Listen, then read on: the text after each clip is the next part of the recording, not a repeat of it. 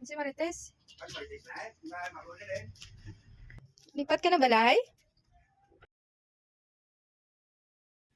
Hello mga kabakyard, ito na naman ang iyong lingkod, ang babaeng magkakambing.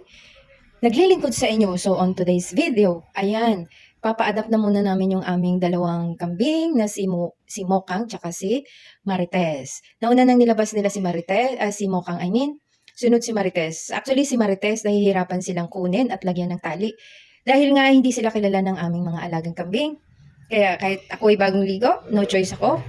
Kaysa sa mas stress yung aming Marites na buntis. Kaya ako na lang nagtali sa kanya. Kaya stress-free yung pagtali. Natawain na nga yung kapatid ko tsaka yung kaibigan niya kasi ang dali-dali ko lang daw talian si Marites. Ayan, habang dinadala na sila, ayan, nag-stop muna sila dahil, ayan, kumain muna sila ng damo. Ayan, nilak ng maayos baka kasi makawala. Papa-adapt kasi muna namin sila. Tapos, bibili kami ng, yung meron na mga, medyo may lahi, upgraded. Kasi yung dalawa namin, na yan puro native yan. Kaya sana makatigda dalawa-dalawa ang anak para meron kaming paghahatian ng aking kapatid.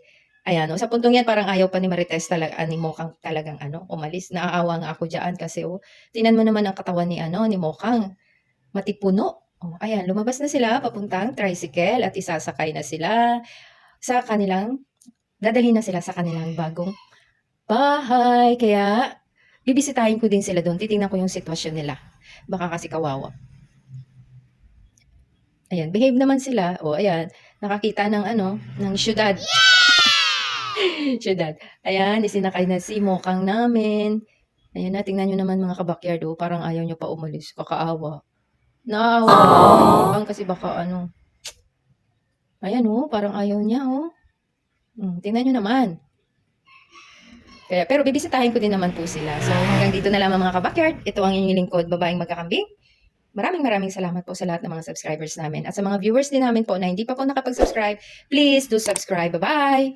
Shoutout pala sa aming bagong subscribers na si Benji ang Mini Farm tsaka si Hapag Romels.